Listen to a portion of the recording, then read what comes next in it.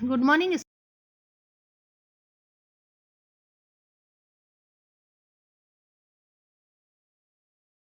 उपाध्याय जी के जीवन परिचय का अध्ययन करेंगे। तो आइए देखते हैं अयोध्या सिंह उपाध्याय जी का जीवन परिचय। श्री अयोध्या सिंह उपाध्याय हरिऔध आधुनिक हिंदी खड़ी बोली के प्रथम कवि हैं। तो बच्चों कौन है ये आधुनिक हिंदी खड़ी बोली के प्रथम महाकवि हैं। इन्होंने काव्य के क्षेत्र में भाव और भाषा दोनों दृष्टियों से नए नए प्रयोग किए और युगानुरूप नवीन आदर्शों की प्रतिष्ठा की। हरिऔध का जन्म 1865 में निज़ामाबाद जिला आजमगढ़ के एक सनाढ़ ब्राह्मण परिवार में हुआ था। तो बच्चों ये ध्यान रखने योग्य बात है, मुख्य बिंदु है कि 1865 में इनका जन्म हुआ था और कहाँ हुआ था, ग्राम निज़ामाबाद में, जो कि कहाँ है, आजमगढ़ जिले में है। तो किसी भी लेखक का जीवन परिचय याद करते समय आप ये याद रखेंगे कि हमें उनके मुख्य बिंदु जैसे कि उनका जन्म स्थान, उनकी मृत्यु, उनकी रचनाएं, ये हमको मुख्य रूप से याद रखनी होती हैं।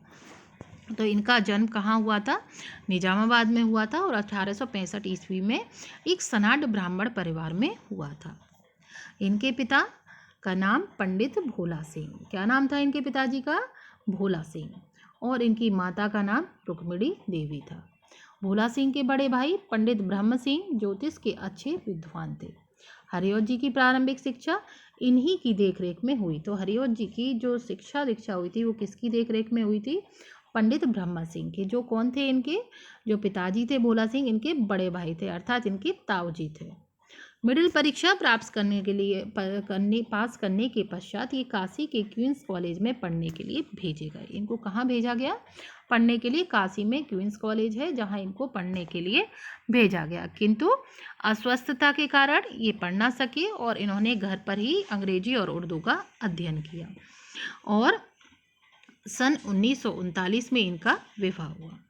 विवाह के पश्चात इन्हें आर्थिक संकट का सामना करना पड़ा, इसीलिए सर्वप्रथम इन्होंने निज़ामाबाद के तहसीली स्कूल में लगभग 3 वर्ष तक का अध्यापन कार्य किया। तो बच्चों इनका क्या है, 1939 में इनका विवाह हो गया, लेकिन विवाह के बाद क्या है, इनको आर्थिक संकट का सामना करना पड़ा, मतलब इनकी जो स्थिति धन की इनके पास अभाव था, जिसके कारण क्या है, इनको एक स्कूल में जॉब करनी पड़ी, एक नौकरी करनी पड़ी, जहाँ पर इन्होंने क्या करा, 3 वर्ष तक अध्यापन का कार्य करा, मतलब एक टीचर के रूप में, एक अध्यापक के रूप में इन्होंने कार्य किया। तदुपरांत ये कानूनगो हो गए और उत्तरोत्तर उन्नति कर सदर कानूनगो के पद पर पहुंच गए। संवत 1966 विक्रमी सन 1909 में सरकारी नौकरी से अवकाश प्राप्त कर काशी हिंदू विश्वविद्यालय में अवैतनिक अध्यापक हो गए। अवैतनिक अध्यापक अर्थात बिना वेतन के ही इन्होंने अध्यापन का कार्य किया। सन 1941 तक वे इसी पद पर रहे।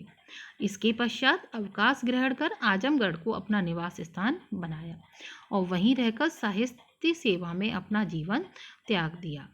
और 1900 बच्चों आप 45 नहीं 47 रखेंगे, क्योंकि जो भी हमारी बुक्स हैं उनमें 1943 इनका जो है मृत्यु का समय दिया गया है। तो 1947 में इनका स्वर्गवास हो गया। तो 45 की जगह आप क्या कर लेंगे, 47 की, 47 में इनका स्वर्गवास हो गया। आइए देखते हैं इनकी रचनाएं। हरिऔध जी ने गद्य और पद दोनों में ही सफलतापूर्वक रचनाएं की। इनके द्वारा रचे गए काव्यों का संक्षिप्त विवरण निम्नलिखित है। तो प्रिय प्रवास, वैदेही वनवास, बच्चों प्रिय प्रवास तो इनकी बहुत ही महत्वपूर्ण है, इसको आप याद रखेंगे। प्रिय प्रवास, वैदेही वनवास, रस कलश, चोखे चौप दे और चुपते चौप दे। इनके अतिरिक्त हरिऔध जी ने अन्य काव्य ग्रंथ और लिखे हैं जो कि इस प्रकार हैं, क्या है, रुक्मिणी परिणय, प्रद्युम्न विजय, बोलचाल, पद्य प्रसून, पारिजात, ऋतु मुकुर, काव्योपवन, प्रेम पुष्पोपहार, प्रेम प्रपंच, प्रेमांबो प्रस्वरण, प्रेमांबो वारिधि, इनके प्रमुख उपन्यास। अब जो है इनके उपन्यास देखते हैं, आइए।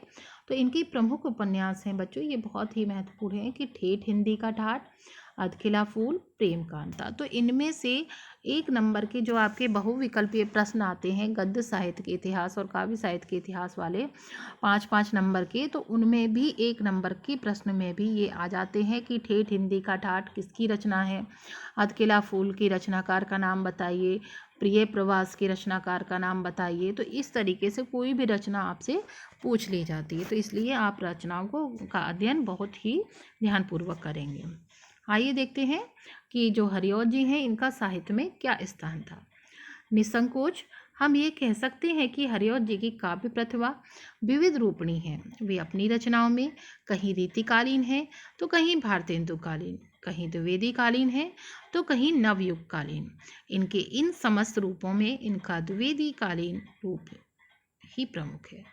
भाव और भाषा दोनों ही क्षेत्रों में इन्होंने नए नए प्रयोग किए और आधुनिक युगानुरूप नई उद्भावनाएं भी दी। निश्चय ही ये हिंदी के गौरव हैं। तो बच्चों ये था हमारे कवि लेखक अयोध्या सिंह उपाध्याय जी का जीवन परिचय। अब मैं इसके जो महत्वपूर्ण बिंदु हैं आप उनको मुख्य रूप से अंडरलाइन कर लेंगे या हाईलाइट करके रखेंगे जीवन परिचय लिखते समय, और याद करते समय जीवन परिचय आप इन मुख्य बिंदुओं पर विशेष रूप से ध्यान देंगे कि उनका जन्म, जन्म स्थान, उनकी मृत्यु, पिताजी का नाम, माताजी का नाम, उनकी रचनाएं, ये मुख्य बिंदु होते हैं किसी भी जीवन परिचय में, जो कि आप अच्छे से याद करेंगे। मैं इसकी PDF आपको सेंड कर दूंगी और आप जो है इसको कॉपी में अपने साफ और स्वच्छ तरीके से कॉपी में लिख लेंगे।